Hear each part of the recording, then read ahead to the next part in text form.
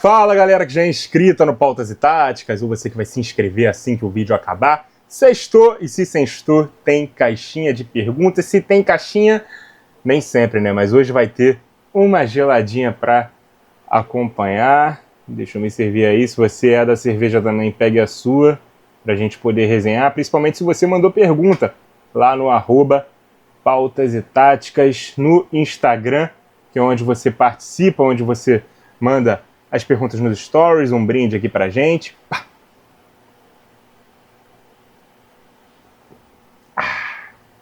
E vamos começar a ler as perguntas da galera. Muito obrigado aí você que mandou pergunta. Hoje não foram tantas não, mas vamos dar uma atenção aí especial a todos vocês que participaram, beleza?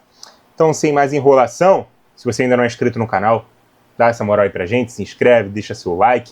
Quer esperar até o final do vídeo para ver se te convence, se é bom, se tem qualidade? Espera, mas não esquece de ir lá, se inscrever, deixar o like, compartilhar com os amigos, deixa também seu feedback aqui nos comentários, e até conferir mais do nosso conteúdo para ver se o canal é do seu agrado, beleza? Então vamos lá, João Gabriel F10.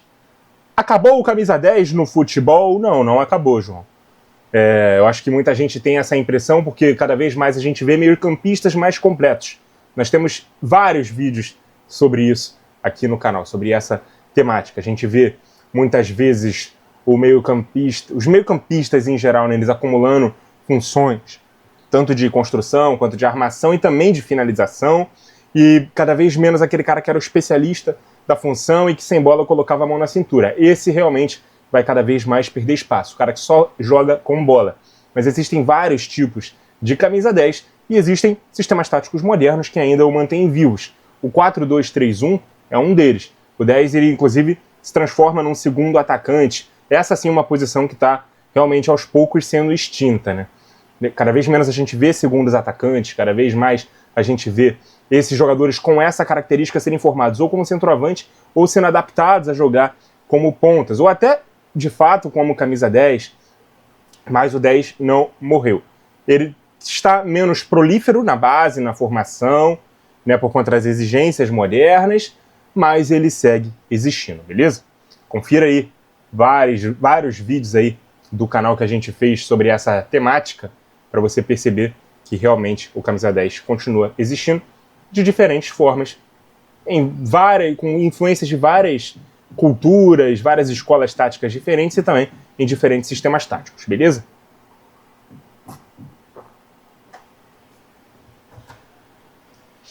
Obrigado aí pela sua participação, João. André, você é do tipo que ama mais o próprio time ou o futebol em si? Cara, amar, eu amo mais meu time, tá? Mas eu escolhi trabalhar com futebol de forma geral, porque eu não acompanho só o meu time. Eu gosto tanto de futebol que eu procuro me aprofundar também sobre as outras equipes, saber mais, conhecer mais, né? E sou um admirador também, né, do jogo em si, me apaixonei pela tática, né, para poder falar mais sobre somente o meu time. Mas, assim, eu tenho um amor maior pelo meu clube, tá? Se eu tiver que escolher algum dia entre o meu time, um jogo do meu time, ou um jogaço, uma final, né, com dois times infinitamente melhores. Por exemplo, tiver um dia que eu acho que não vai acontecer, né? Mas uma final da Champions League rolando e um jogo importante ali do Botafogo no Campeonato Brasileiro, eu vou ver o jogo do Botafogo, tá? Porque eu tenho mais amor pelo meu time do que ao futebol. Até porque a final da Champions ela vai ser mais difundidamente debatida e eu vou poder, né, saber o que aconteceu de vários outros ângulos, com vários comentários, vai ter mais conteúdo para eu poder me entreter com esse jogo do que com o jogo do meu time, beleza? Então, assim, amor, sentimento, eu tenho mais pelo meu time. Mas eu também amo muito o futebol. Não sou daqueles que fecha os olhos pro resto e vive somente do meu time. Que é pela profissão que eu escolhi. Eu tenho também que assistir um pouco de tudo, beleza? Mais uma aqui do André. Existe alguma situação que te faria torcer por Flamengo ou Fluminense? Sim, mano. Meu time depender dessa vitória de algum desses dois times. Vai que o Flamengo não tá brigando pelo mesmo objetivo que eu, o Fluminense também, e aí Ele vai enfrentar um time que está brigando por esse objetivo e eu dependo da vitória desse time para que o meu time consiga chegar nesse objetivo. Isso me faria torcer. Eu posso dar um exemplo aqui, por exemplo, na última rodada do Campeonato Brasileiro do ano passado, o Fluminense estava brigando para não cair e iria enfrentar o Palmeiras, que estava brigando por título com o Botafogo. Só uma combinação de resultados daria o título ao Palmeiras, tá? O Palmeiras vencer o Fluminense, o Botafogo perder para o São Paulo. O Botafogo ganhou do São Paulo, então não dependeu daquele resultado. Mas, ao mesmo tempo, caso o pior acontecesse aqui no nosso jogo, eu teria que torcer para o Fluminense vencer o Palmeiras. Inclusive, eu estava no estádio nesse dia, né, de Botafogo e São Paulo. O gol do Fluminense que abre o placar contra o Palmeiras acontece minutos antes do placar ser aberto no jogo do Botafogo. Então a gente comemora o gol do Fluminense lá contra o Palmeiras. Isso me fez torcer para o Fluminense. Foi uma situação específica que me fez torcer pelo Fluminense porque beneficiaria o meu time. Agora, a Copa do Mundo de Clubes. O Fluminense é o Brasil, o Flamengo é o Brasil na competição. Desculpa, cara.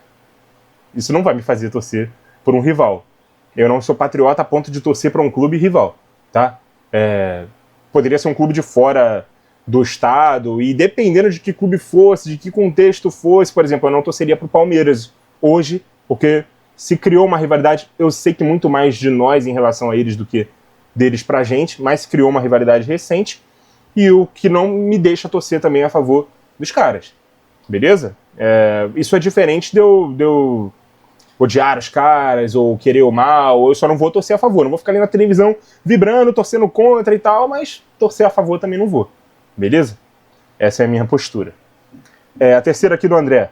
Qual o maior clube do Brasil na sua análise? Cara, eu acho que eu já respondi mais ou menos isso aqui. E eu digo sempre que existem diferentes métricas, né, para você analisar qual é o maior clube. A maior delas, e a principal, mas que não é a única, são os títulos. Além disso, os ídolos, né, grandes jogadores ali que fizeram história nesse clube, que ajudam também a difundir o tamanho, né, do clube Brasil afora, mundo afora. O tamanho da torcida, né, que também vai influenciar, né, no tamanho de receitas, né, de cotas de televisão, de patrocínio, enfim. A torcida é o maior patrimônio de um clube. Eu acho que tudo isso aí, né, faz com que um clube seja grande.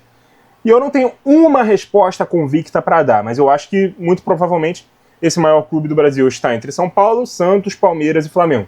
Não necessariamente nessa ordem, mas o maior clube do Brasil está entre esses 4 clubes, tá? O São Paulo, que inclusive é o maior campeão internacional do Brasil, né? É o time, inclusive, que foi a 3 mundiais, ganhou os 3, né? Copa Intercontinental e aquela primeira versão do Mundial de Clubes da FIFA. O Santos, que é o clube, né, que ajuda também com o Botafogo, mas com mais relevância o Santos, até pela presença do Pelé, a contar a história do futebol brasileiro, com todas as suas excursões. É um time que enfileirou, né, títulos nacionais, né, nos anos 60, 70, enfim. E teve o maior de todos, né, que é o Rei Pelé. O Palmeiras, que é o maior campeão nacional, né, o maior colecionador de títulos nacionais. É um dos times também que é tricampeão da América, assim como todos os outros aqui, mais o Grêmio também é tricampeão da América, mas acho que o Grêmio não entra nessa conta. Estava falando aqui do Palmeiras também. A relevância que ele tem também no atual momento ajuda para que ele vá crescendo cada vez mais de tamanho. A gente não sabe por quanto tempo, né, isso vai se perpetuar, até porque eu também acho isso, né, a grandeza de um clube também tem a ver com o momento que esse clube está vivendo. Eu acho que nenhum clube encolhe, mas se todo mundo continua crescendo, claro que o tamanho daquele que é grande vai parecer menor do que aquele que continuou crescendo e crescendo e crescendo. E o Palmeiras está crescendo muito, especialmente de 2015 para cá, Ele não parou de crescer, né, nesses últimos anos. Então, acho que também é um dos maiores clubes. E o Flamengo, cara, que é o dono de maior torcida, né, dentro do Rio de Janeiro é o time que tem mais títulos. Tem no seu maior ídolo um cara que é universalmente benquisto. Nem os torcidas rivais conseguem não gostar do Zico. É um cara que é muito, muito respeitado, muito querido, né, por todos. Né, pela postura dele, é um exemplo de ídolo. Tem muitos títulos para corroborar com isso também. Então, por mais que seja um rival meu, eu não tenho nenhum problema em admitir isso. Então, eu acho que o maior clube do Brasil está entre esses 4. Se você tem a opinião de que qualquer um desses 4 é o maior clube, provavelmente você tem argumentos para defender essa tese e certamente não estará errado. Agora, qualquer opinião diferente que fuja desses 4 aqui, ou é clubismo, ou é preferência pessoal sua, enfim, ou é negar os fatos, enfim. Acho que cada um tem a sua métrica aí para medir isso. A minha são essas e eu acho que o maior clube está entre esses 4. Eu não consigo apontar precisamente um entre eles, beleza? Valeu, André.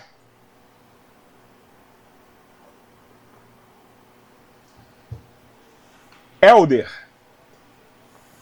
Como você vê a questão dos brasileiros que atuam no futebol russo? Sinto que Douglas Santos, Luiz Henrique e outros poderiam ter chance na seleção brasileira. Hoje em dia, cara, eu acho que está até menos bem visto do que jogar na Arábia Saudita, né? Mal comparando. Né? Mas um país que está em guerra, que meio que não é mais filiado à FIFA, à UEFA, não disputa competições continentais, não tem uma liga nacional forte o bastante para atrair o interesse internacional, atrair o interesse dos torcedores brasileiros em querer acompanhar. Então os caras que vão para esse tipo de mercado vão principalmente pela grana, né, que vão ganhar, e acabam não tendo tanto atrativo esportivo. Eles meio que sabem que estão abrindo mão, né, dos grandes holofotes, de disputar uma Copa do Mundo, ter essa chance, né, de disputar uma Copa, né, porque pouca gente vai vê-los jogar lá. Tudo que eles fizerem lá vai ser menos relevante do que o que se faz na Europa, em grandes competições, em grandes ligas, em Copas continentais de mais peso. Então, acaba que esses caras ficam escondidos e eles sabem disso, estão indo pela grana, enfim, pela experiência de jogar internacionalmente também, talvez para realizar um sonho de jogar, né, num clube de fora, ou conseguir a sua independência financeira, mas acabam deixando a parte desportiva um pouco de lado, beleza? Valeu, Helder. Felipe Gabriel. Um bom elenco é aquele com bons jogadores de nível parecido e com jogadores de características. Eu não sei se faltou uma palavra aqui, acredito que sim, né? E com jogadores de características. Talvez e com jogadores de características diferentes, e com jogadores da mesma característica. Eu vou tentar interpretar a pergunta desse jeito, tá, Felipe? Cara, para mim, um bom elenco ele é composto de um time titular do nível mais alto possível, um time reserva com jogadores que podem suprir a ausência desses titulares quando preciso, possam estimular uma boa disputa por posição também, né? Jogadores que sejam semelhantes ao nível, né, dos titulares, e até alguns jogadores com características diferentes, sim, para poder municiar o técnico de várias outras alternativas de jogo, caso seja necessário. Por exemplo, tem um lateral que é melhor ofensivamente, outro que é melhor defensivamente, mas aí seria necessário ter um terceiro que é mais parecido com o primeiro, né, do plano A, né, porque se você mudar a característica e só trocar um pelo outro numa necessidade, está lesionado ou está suspenso, você vai agredir muito, né, o seu plano A de jogo. E num terceiro nível você coloca a base. Eu acho que para continuar fomentando a formação de jogadores, né, a ascensão deles para o time de cima, eu acho que o terceiro degrau dos elencos tem que ter ali, né, jogadores da base. E aí, se eles não vão dando certo, não vão conseguindo muito espaço, muitos minutos, você empresta e tal, e sobe outros. Acho que não tem necessidade de você ir no mercado para compor elenco, um terceiro nível de elenco, um segundo jogador reserva para uma posição que já tem um bom titular, um cara buscado no mercado. É mais fácil você subir um garoto da base para poder suprir esse espaço, ocupar essa vaga dentro de um elenco, beleza? Essa é a minha visão. Mais uma aqui do Felipe. O Gabriel Menino joga mais de lateral ou é impressão? Ele foi formado como volante, né, cara? Ele jogou bem de lateral nas oportunidades que teve. Confesso que não estou acompanhando muito ele no Galo para saber se ele está jogando de lateral ou de volante, mas na minha memória ele sempre foi um bom volante, né? Um segundo volante ali, boa saída de bola, sai bem para o jogo, chega bem no ataque, chuta bem de fora da área. Não acho que é um jogador de primeira prateleira para o futebol brasileiro, mas é um bom jogador, sim. Chegou a estar convocado para a seleção, inclusive, né, ali na época do Tite e tal. Não lembro se por muitos desfalques e tal, mas ele teve lá. Isso ninguém vai tirar dele. Então, eu acho ele um bom jogador. E eu acho que ele funciona melhor como volante. Não à toa ele foi formado nessa posição, beleza? Valeu, Felipe! Acabando aqui, ó. Cara, o melhor barulho do mundo é esse aqui, ó. caralho. É o melhor som do planeta. Não tem jeito. Pra quem gosta de cerveja, né? Pra quem não gosta, pode gostar de outros aí. Outro tipo de sonoplastia. Topzera 1910. Seu top 5 narradores. Um que eu gostei e conheci há pouco tempo na TV Cultura é o Marco de Vargas. Ele é gaúcho, né? Ele narrava na Premiere, no Sport TV, né? O Rede! Narrava da Fox Sport também. Eu gosto dele.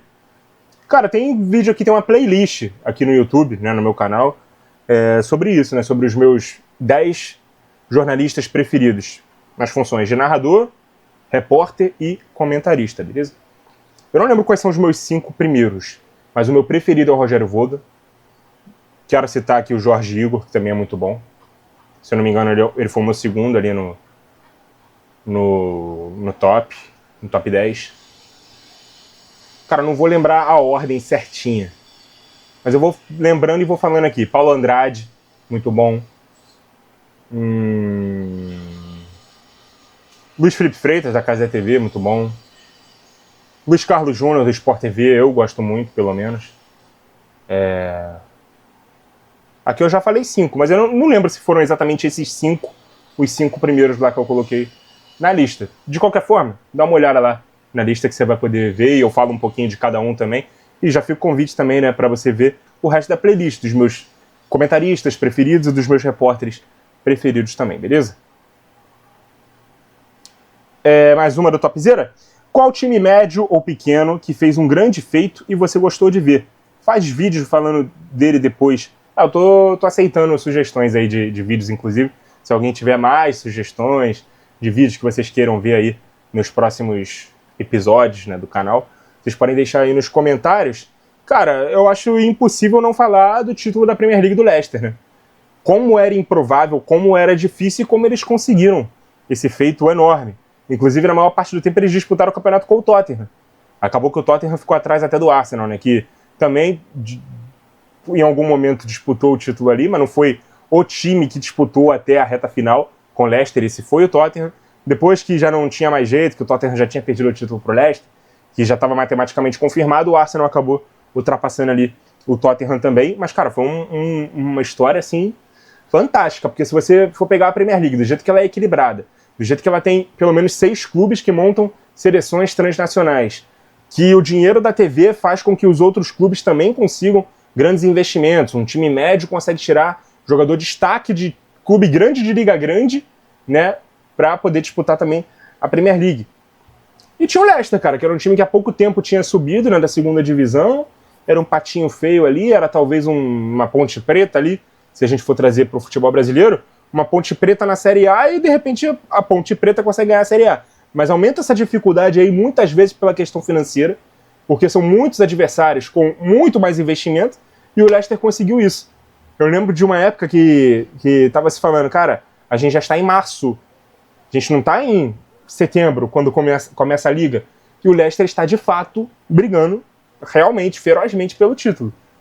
E não só brigou, como conseguiu ganhar, né? Um grande trabalho do Claudio Ranieri, dos grandes destaques ali que teve, né, aquele time, né, o Kasper Schmeichel, o goleiro, o Morgan, zagueiro, se eu não me engano, era o capitão do time, Drinkwater e Kanté, uma ótima dupla de volantes, né, tinha o Riyad Mahrez, né, que depois foi jogar no City, na ponta esquerda, o Jamie Vardy, que até outro dia ainda fazia parte do elenco, o grande centroavante ali do time, tinha o King, que é um ídolo, né, da própria torcida do Leicester, também por outros feitos, né, com a camisa do clube, até em divisões inferiores. Então era um time realmente muito, muito bom, que conseguiu aí esse feito fantástico. Inclusive no ano seguinte conseguiu chegar até as quartas de final da Champions League, só eliminado pelo Atlético de Madrid.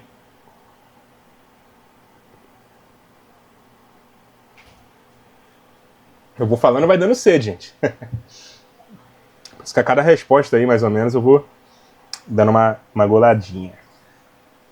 Foi o Leicester, tá? Time que teve ali o grande feito inesperado, né, que mais me chamou a atenção. A terceira aqui do Topzera, O Atlético de Madrid consegue algo nessa temporada com o Simeone ou tá na hora de apostar em outro cara? Não acho que esteja na hora de apostar em outro cara. É muito difícil tirar o Simeone do Atlético, cara, que é um ídolo como jogador também. Certamente o maior treinador da história do clube. Renovou o contrato tantas vezes que ele chegou a ser, por muitos anos, o técnico mais bem pago do mundo. Se não me engano, foi superado agora pelo Inzaghi, né? Saindo da Inter e indo pro Al Hilal. É um cara com uma identidade de jogo que meio que caracterizou, né, a identidade do clube, né, de ser um clube guerrilheiro, que se defende bem, que vai bem nos mata-matas. Eu costumo dizer que é um time de Libertadores na Europa, e é mesmo. Não para de contratar jogadores argentinos, inclusive contratou meu menino Thiago Almada, né, nessa semana. Muito boa sorte para o Almada, cara. Fiquei muito feliz com a ida dele para lá. Ele merece estar num clube desse tamanho, sim, porque o futebol dele é gigante. E, mano, conseguir algo na temporada é difícil a gente afirmar, né, cara? Porque a nível nacional ele tem dois concorrentes que, por mais que hoje ele olhe no olho e não de baixo para cima, são só Barcelona e Real Madrid, né? São talvez os dois maiores clubes do mundo, com muito mais potencial financeiro, por mais que o Atlético não seja mais o primo pobre, o patinho feio. É um time que gasta muito dinheiro na janela também, mas nunca vai ter o mesmo investimento de Real e Barça. Essa é a verdade. E a nível continental, ele vai brigar com os gigantes da Europa, gigantes da Inglaterra, né? O Bayern na Alemanha, o PSG na França, né? Os times italianos aí que sempre quando bem arrumados conseguem também incomodar. Então é difícil, cara, para o Atlético cravar que o Atlético vai conseguir um título. O que eu posso cravar certamente ele vai estar, provavelmente, entre os 4 primeiros, né? Na Espanha. E dá para beliscar alguma Copa. Copa do Rei, Supercopa, que agora é jogada em 4 jogos, o Atlético sempre tá lá. Na verdade, eu nem sei se ele vai estar dessa vez, mas provavelmente vai, porque Real e Barça fizeram a final da Copa do Rei e foram campeão e vice também, né, de La Liga. Então, provavelmente, os clubes convidados serão os terceiro e quartos ali, né, do Campeonato Espanhol. Então, ele deve estar lá, então é possível beliscar, porque são só 2 jogos, enfim. Então, vai fazer outra boa temporada, vai brigar pelos títulos, se vai conseguir algum título, a gente não sabe. Valeu, topzera. Araújo Juliano 12. O que você acha da narração feminina? Cara, eu não consigo colocar todas as narradoras femininas no mesmo pacote e falar unicamente sobre elas. Da mesma forma como eu não consigo colocar todos os narradores homens e falar que todos os narradores homens são bons, eu gosto de todos eles. Não é assim que funciona. Existem narradoras e narradoras, existem umas que eu gosto mais, outras menos, assim como no caso dos narradores homens também. Tem outros que eu gosto mais, outros menos.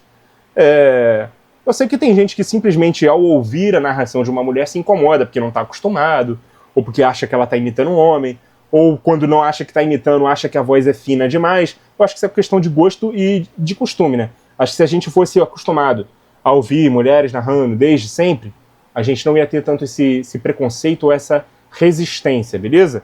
Eu não tenho nenhum preconceito não, claro que tem narradora que eu gosto mais do que outras, mas eu não tenho uma opinião única sobre todas elas no mesmo pacote. Eu não sou contra, eu sou completamente a favor que se tenha narradoras, né, também em eventos de futebol masculino, enfim, e qualquer outro esporte também, por que não? Mas tem que ser boa, assim como os caras também tem que ser boas. Não adianta a gente querer só colocar a mulher lá, porque ela é mulher e é inclusão e tem que ter, e pra gente ser legal e ficar bem com todos os públicos, e ela não ter competência. Todos têm que ter competência, inclusive os homens que estão lá. Se for ruim, não é pra estar lá. Se a mulher também for ruim, não é pra estar lá. Eu penso dessa forma, beleza?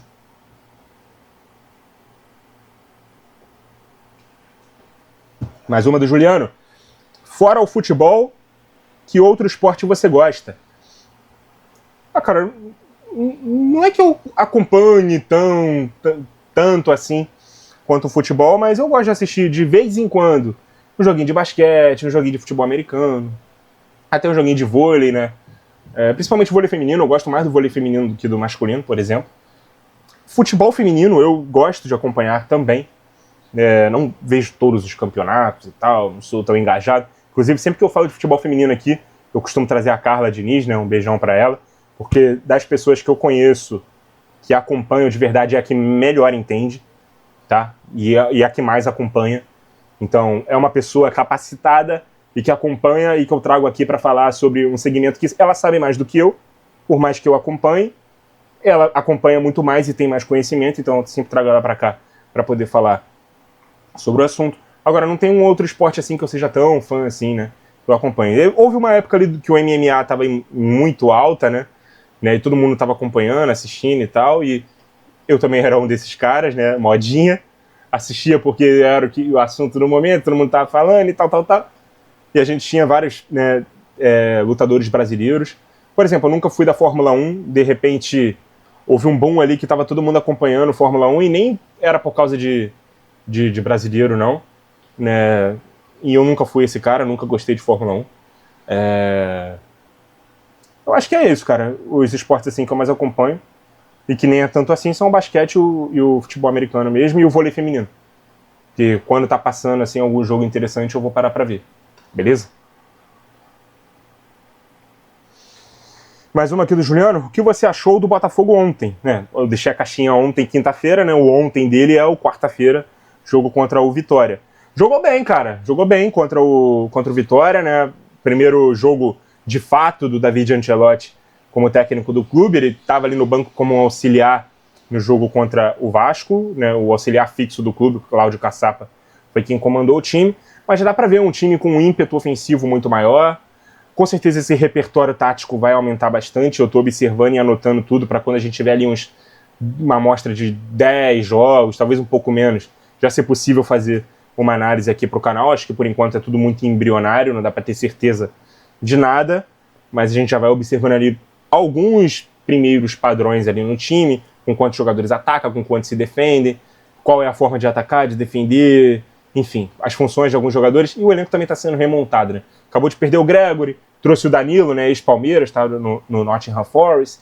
Vamos ver como ele vai se encaixar no time, se vai ser titular logo de cara, se vai esperar a vez dele, se vai brigar por posição com o Alan, né, o Barreira, ponta direita, chegou, vai disputar a posição com o Arthur, não vai, enfim. Mas eu gostei do jogo de uma forma geral. Acabou que o gol não saiu, né, foi 0-0, mas o Botafogo foi todo ataque, jogou muito melhor do que o Vitória, finalizou mais de 20 vezes por jogo, pro gol, né, perdão. Colocou 2 bolas na trave, botou o goleiro Lucas Arcanjo para trabalhar várias vezes, ele fechou o gol realmente. Faltou um pouco de sorte também, né, para poder tirar o 0 do placar, mas o time se comportou muito bem, eu gostei muito da postura do Botafogo. Se for sempre assim, certamente o time vai vencer mais jogos do que tropeçar na temporada, beleza? Obrigado, Juliano.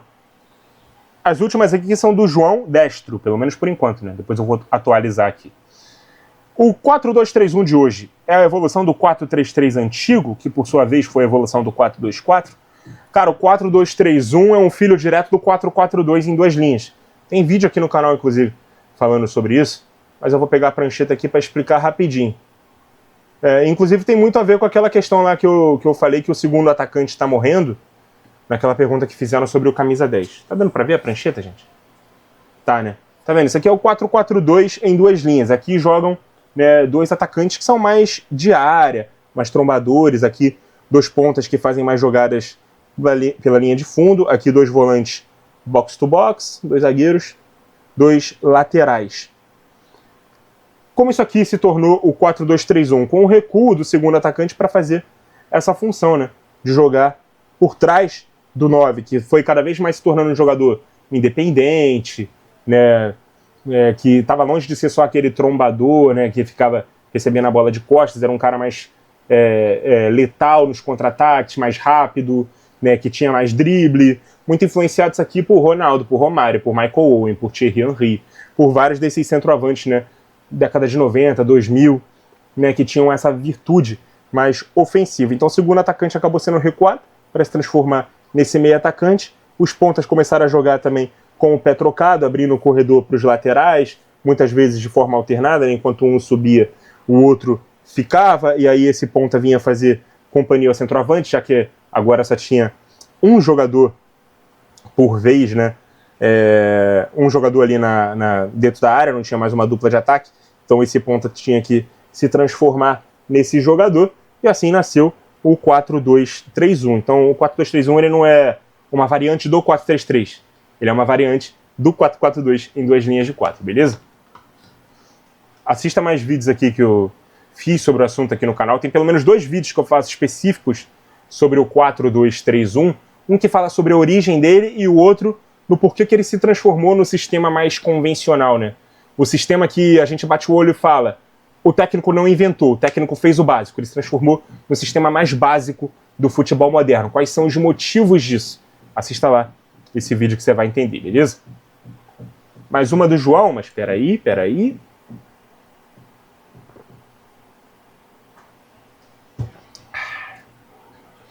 Eu já tava com a boca seca, pô. Tá maluco? Tem que molhar a palavra. Mais uma do João. Acha que o Pofechô Luxemburgo de fato está tão ultrapassado como muitos dizem? Cara, o que não ajuda muito o Luxemburgo é o fato dele dizer que o futebol não mudou, que o futebol continua o mesmo desde a época dele. E ele, de fato, era um técnico à frente do seu tempo no auge da carreira dele. Nos anos 90, ele já estava pensando à frente do seu tempo. Ele já era um cara que não fazia o que era convencional para os anos 90. Fazia o que já era moderno para aquela época. Só que todo mundo que estava aqui atrás dele, aqui é o Luxemburgo, aqui é o pessoal que está atrás dele. O pessoal continuou andando para frente, ele continuou estacionado. Ou os que não andaram para frente continuaram também estacionados aqui. Ou evoluíram só até a época dele. Beleza? E aí foram surgindo novos nomes, teve a vinda dos técnicos estrangeiros para cá, teve as novas safras já crescendo com os conceitos modernos, e ele continuou achando que o futebol era a mesma coisa, porque ele foi vanguarda lá atrás. Então, se ele já estava à frente do seu tempo numa época antiga, ele era tão moderno que o que era moderno na época dele é o convencional de hoje. Na cabeça dele é isso, e não é. Né, o futebol continuou andando para frente e ele ficou, né, um pouco parado no tempo. Mas assim, é o melhor técnico brasileiro que eu vi, tá? Na vida, assim, na minha vida. A quantidade de times que o Luxemburgo montou, e eram times não só vencedores, vitoriosos, mas que jogavam um futebol agradável de se ver, é brincadeira. Fora os que eu não vi. Fora os grandes esquadrões dos anos 90, que ele montou, que bateram o campeão brasileiro, e que eu infelizmente não pude ver. Mas, cara, quem não conhece a história do Luxemburgo e vê hoje ele como piada, tem que pesquisar um pouquinho, ler, assistir vídeos, assistir análises, se puder assistir os jogos completos dos grandes times que ele comandou. Não à toa ele foi parar no Real Madrid, tá? Era um técnico fantástico. Hoje em dia, infelizmente, ele já não tá mais no nível dos principais caras de hoje, tá?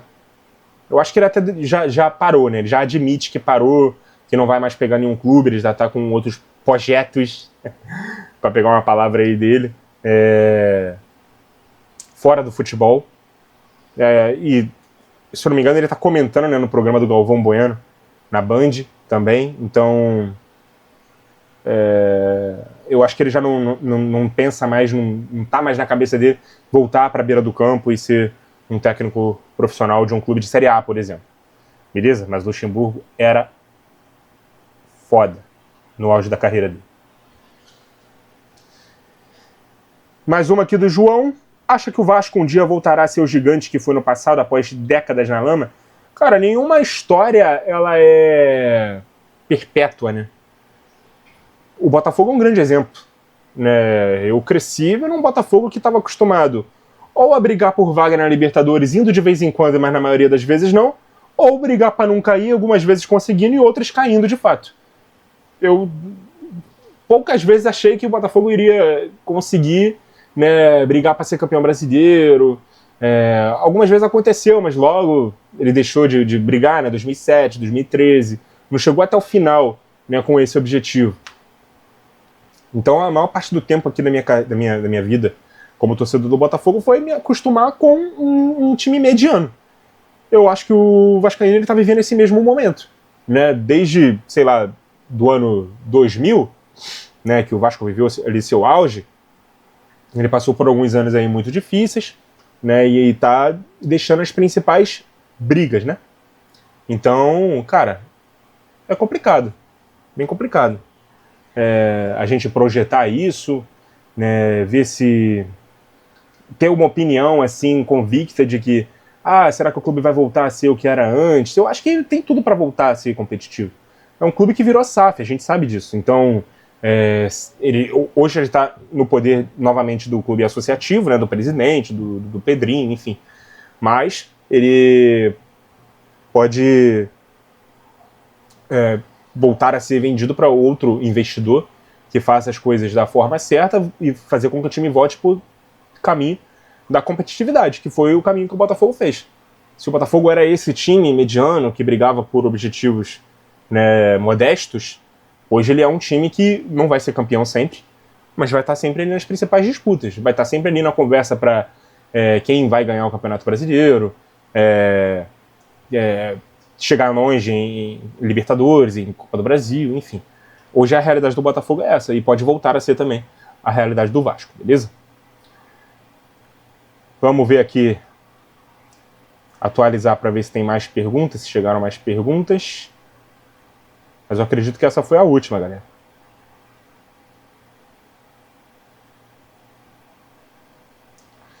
Pois é, essa foi a última pergunta. Então deixa eu terminar aqui de encher meu copo para sextar de verdade com vocês, né? 36 minutos, dessa vez foi um vídeo curtinho, não teve tanta pergunta assim, mas foi bom, né? Foi satisfatório aí pra gente encerrar a nossa semana. Na semana que vem tem mais, deve ser realmente na sexta-feira, né? O dia tradicional da nossa caixinha, então a gente volta, né, para poder responder mais perguntas, contar aí com a participação de vocês, né? E ter mais uma tarde aí como essa, mais um vídeo aí como esse, respondendo as dúvidas de vocês e trocando essa ideia de forma tão informal. Não garanto que vai ter uma cervejinha de novo, mas você pode aí abrir a sua gelada e assistir o nosso bate-papo, beleza? Muito obrigado a você que acompanhou o vídeo até aqui. Continue ligado no nosso canal. E até a próxima!